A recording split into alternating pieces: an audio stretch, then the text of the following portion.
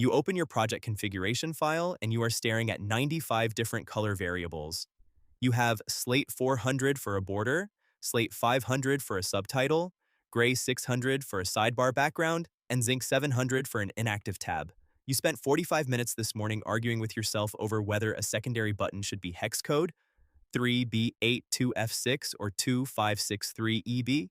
Meanwhile, your actual business logic is sitting untouched, your authentication flow still has unresolved bugs, and your users cannot even tell the difference between the 12 shades of blue you just pushed to production.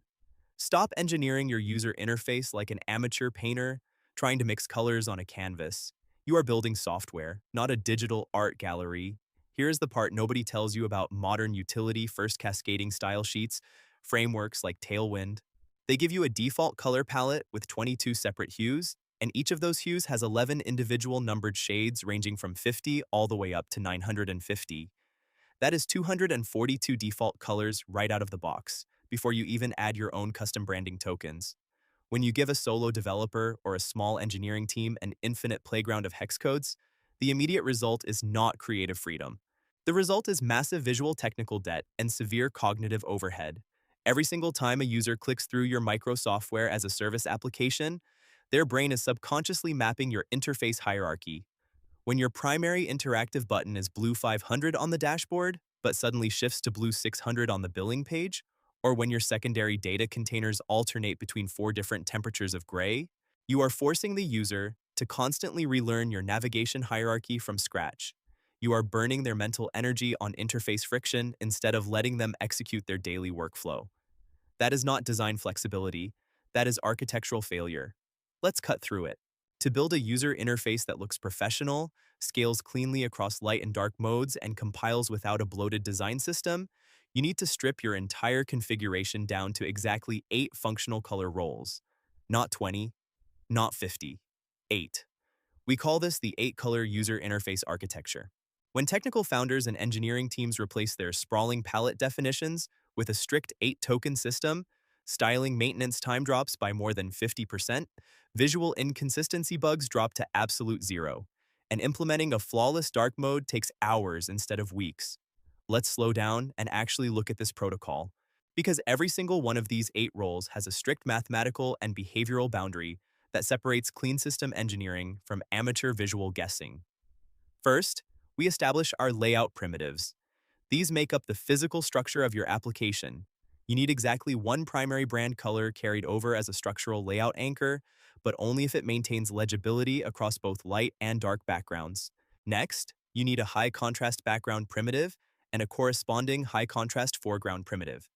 Do not use pure absolute white, hex code FFFFFF, and do not use pure absolute black, hex code 0000000.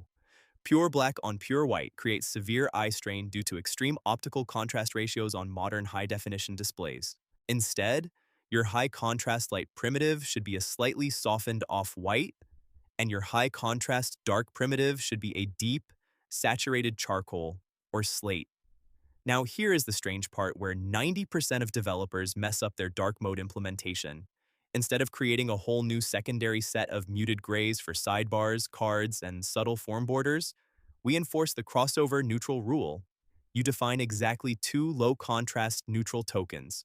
On the light theme, your low-contrast neutral is a subtle, cool gray used exclusively for secondary container backgrounds and divider lines. On the dark theme, your low-contrast neutral is a slightly elevated dark gray that sits just one step above your base charcoal background. The architectural secret here is that when you flip your application from light mode to dark mode, these 2 neutral tokens simply cross over to the opposite side of the spectrum. The low-contrast light neutral becomes your secondary text color on dark mode, and the low-contrast dark neutral becomes your secondary container background on light mode. You get double the utility out of 2 tokens without writing a single extra line of theme, mapping logic, or duplicating your style sheet variables. Next, we move to the semantic denotative colors, where colors actually carry system, state meaning. You need exactly one error state color and one success state color. These are not decorative choices. They are system alerts. If your primary brand color happens to be red or pink, you must never use that same red hue for your error alerts.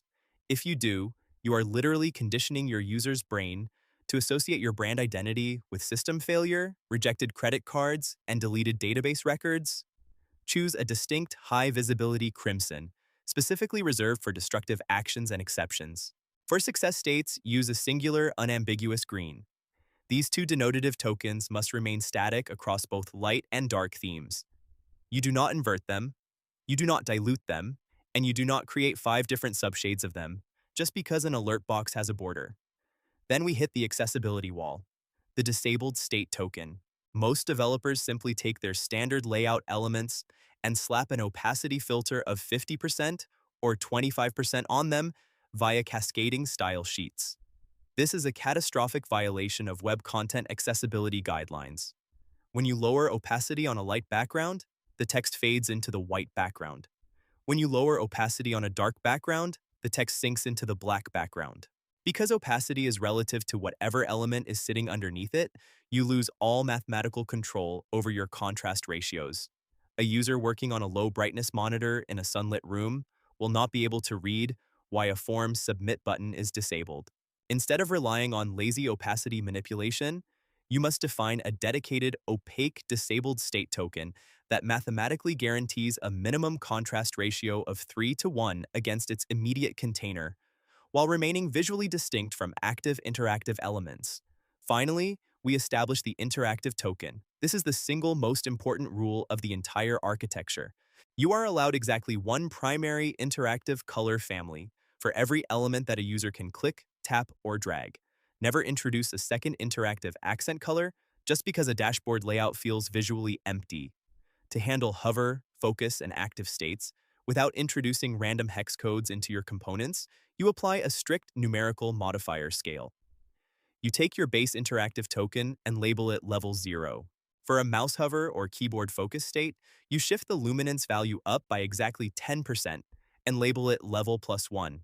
For an active button press or a selected state, you shift the luminance down by 10% and label it level -1. This 3-tier numerical convention guarantees that whenever another developer looks at your style sheet or your design system variables, they know immediately that level +1 is always a transient interactive state and never a static background decoration. Let's look at the receipts from a real-world software architecture migration. Take a typical business-to-business analytics dashboard built by a solo founder using a popular Tailwind component library. In its original state, the codebase contained 24 distinct hex code declarations scattered across 140 React components. The style sheet compiled to 78 kilobytes of utility classes because the developer kept pulling in random shades like Blue 400, Indigo 500, and Sky 600, whenever a layout spacing felt slightly off. When we stripped that project down and enforced the 8-color user interface architecture, we replaced all 24 arbitrary hex values with 8 semantic, cascading style sheets, custom properties defined at the root level. The results were immediate and measurable. The style sheet bundle size shrank by 42% because the utility class permutation explosion was entirely eliminated. But more importantly, let's look at engineering velocity. During the following 3-month development cycle, the average time required to build and ship a new user interface feature dropped from 8 hours down to just 3.5 hours. Why? Because the developers never had to make a single visual design decision during the coding process. They did not have to debate whether a border should be lighter or darker. If an element was a container, it took the low-contrast neutral token. If an element was clickable, it took the level 0 interactive token. If it was being hovered by a cursor, it took level +1. We also ran an accessibility audit across the application before and after the refactor. Under the old 24-color system, the software failed 14 different web content accessibility guidelines level AA contrast checkpoints primarily on form labels, disabled inputs, and secondary navigation links. After applying the crossover neutral rule and the opaque disabled state token, the application passed 100% of level AA requirements and 94% of level AAA requirements without a single designer touching the codebase. That is what happens when you replace visual guesswork with mathematical design constraints. So, here's the verdict. The 8-color user interface architecture gets an A. But let me be entirely clear about where this system applies, because applying strict architectural constraints in the wrong context is just as foolish as having no constraints at all. Where does this approach fail? It fails completely if you are building an e-commerce platform where visual lifestyle branding and high-impact product photography drive conversion rates. It fails if you are running a creative digital agency, an interactive marketing portfolio, a video game interface, or a consumer media application like Spotify or Netflix where dynamic color extraction from album art and rich visual immersion are core features of the product experience. If your goal is artistic expression or emotional brand storytelling, a rigid 8-token system will make your software look sterile, cold, and robotic. Who is this actually for? This protocol is an absolute superpower for solo developers, indie hackers, and small technical teams building data-heavy software as a service platforms, internal business tools, developer utilities, financial dashboards, and micro web applications. If your software exists to help a professional analyze data, process transactions, configure servers, or manage complex workflows, your user interface is an operational instrument, not a canvas. Every single pixel of color that does not communicate system state or interactive functionality is visual noise that actively slows your user down. So, to recap, stop injecting hundreds of arbitrary hex codes into your style sheets just because your cascading style sheets framework provides them out of the box. Eliminate cognitive overhead by dividing your interface into 8 strict semantic roles: structure, crossover neutrals, static denotative alerts, an opaque accessible disabled state, and a singular interactive family governed by a +1 and -1 luminance scale. When you treat color as a strict functional dependency instead of a creative decoration, you ship faster, your codebase stays clean, and your software instantly feels like a professional enterprise-grade tool. Now, I want to hear from you. Open up your main project repository right now, search your style sheet or your Tailwind configuration file for color declarations, and tell me exactly how many different hex codes or color classes are currently running in your production codebase. And do you actually know the functional purpose of every single one? Drop your number in the comments below. Let me see who is actually running clean architecture and who is drowning in utility class spaghetti. No hype, just the stack. See you in the next one.